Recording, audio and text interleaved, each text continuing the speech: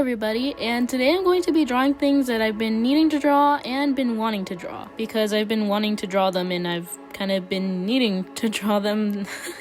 That was pretty self-explanatory. So over time I've been building up a list of just stuff I've been wanting to draw, and so I'm gonna do a few of those today. So the one I'm going to be doing right now is draw a character with dreadlocks. So I kind of have a funny story with this one. Okay, maybe not that funny. So I remember I was at the gym and I was just talking to my dad and I'm like, hey, I've kind of been wanting to draw a character with dreadlocks just because I don't have any characters like that yet. And my dad's like, okay, and I kind of didn't really think anything of it after that. But when we were leaving the gym, I was talking to my dad, or he was talking to me, I don't remember. But all of a sudden, this guy was walking past us, and he had dreadlocks, and my dad stopped him. He's like, hey, can I take a picture of your dreadlocks?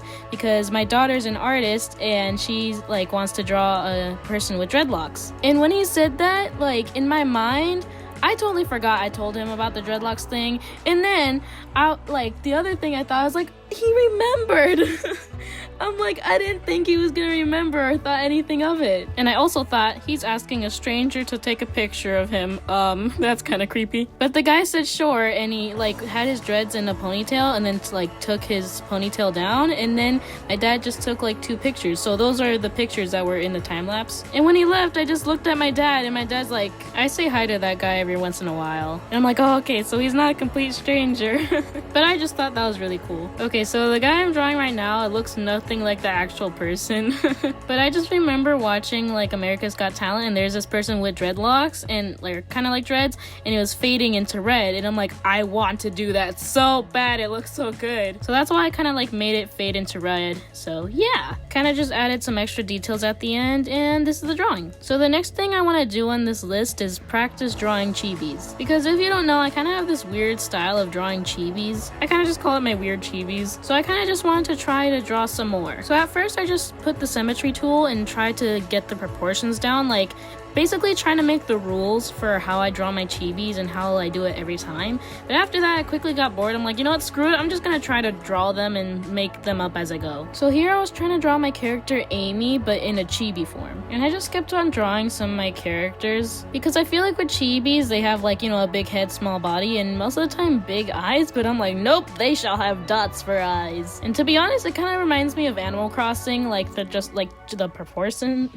proportions. Wow, I really couldn't English that time, because I imagine most of the time that their hands are circles, but only for specific occasions, if they need to do a peace sign, then they'll magically have fingers. Oh, and I don't imagine that they would have noses, but with the character on the bottom right, he's a jester and he has a little clown nose, so I kind of just did a very small one on him. And we'll just ignore that Hatch has a nose for now, okay? So I just colored Amy and colored my character Eddie. Which, to be honest, I kind of feel like it's weird that I still draw Eddie. He's a newer character and currently doesn't go to a story. And I don't tend to draw characters that don't really have much of a story, but I'm drawing Eddie for some reason. So the final thing that we're going to be drawing today is draw Theo slightly pale and Yvette asking him if he's okay. Oh, here's a taste of me traumatizing my characters for literally no reason. Okay, maybe it's not traumatizing, but it's more of slightly torturing. Okay, but here's the thing with this idea. I wanted to make this little scene that Theo wasn't feeling good, and if you don't know what he looks like, here it is. He's black, and I'm like, how is that gonna work? Because I don't know, it just wouldn't work on him. Who knows, maybe it would, but I don't think it would look good. But I was in denial and tried to do it anyways. And spoilers, at the end, my friend finally convinced me, just don't do it. Do it to something else. I'm like, okay. So I'm saying that now because for the majority of this time lapse, Yvette is asking him if he's okay. I mean, if he's he's turning pale. Oh my gosh. And by the way, if you don't know what Yvette looks like, here it is.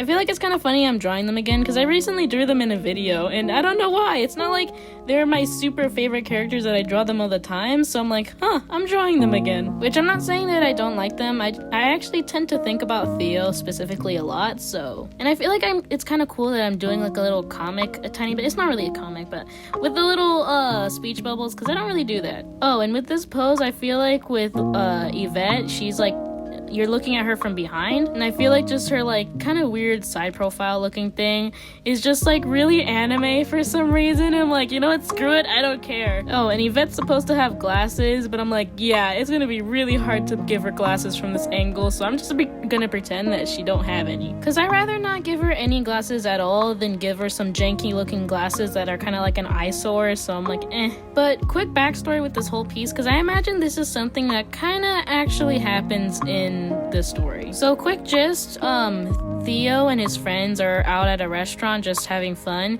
but Theo, his stomach's hurting a lot and just everything is going downhill. He threw up a couple times, and one time he came back from the bathroom and Yvette's like, oh my gosh, are you okay? And then Theo's just like, I don't feel good.